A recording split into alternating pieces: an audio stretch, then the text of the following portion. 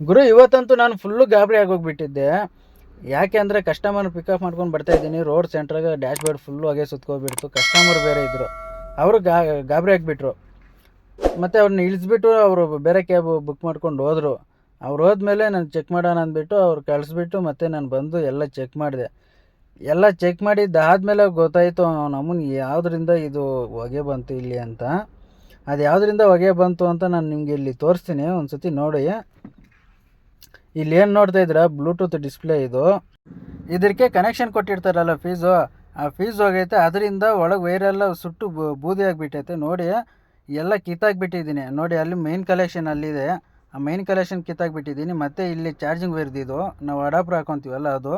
ಮತ್ತು ಅಲ್ಲಿಂದ ಬಂದು ನನ್ನ ಫೋನಲ್ಲಿ ಚಾರ್ಜಿಂಗ್ ಇಲ್ಲ ಅಂದ್ಬಿಟ್ಟು ನಾನು ಪೆಟ್ರೋಲ್ ಬಂಕ್ ಹತ್ರ ಬಂದು ಒಬ್ಬರಿದ್ದರು, ಅವ್ರನ್ನ ಕೇಳಿದೆ ನಾ ಚಾರ್ಜಿಂಗ್ ಮಾಡ್ಕೊಂಡ್ಲ ಅಂದರೆ ಹ್ಞೂ ಸರಿ ಮಾಡ್ಕೊಪ್ಪ ಅಂದರು. ಟೈಮು 5:30 ಆಗೈತೆ ಬೆಳಗ್ಗೆ. ಇವತ್ತು ಹೆಂಗಾದ್ರೂ ಮಾಡಿ ಅರ್ನಿಂಗ್ಸ್ ಮಾಡೋಣ ಅಂತ ಅಂದ್ಕೊಂಡೆ. ಅದು ಹೋಯ್ತು ಇದು ಹೋಯ್ತು, 3 ನಾಮ ಇವತ್ತು ನನಗೆ.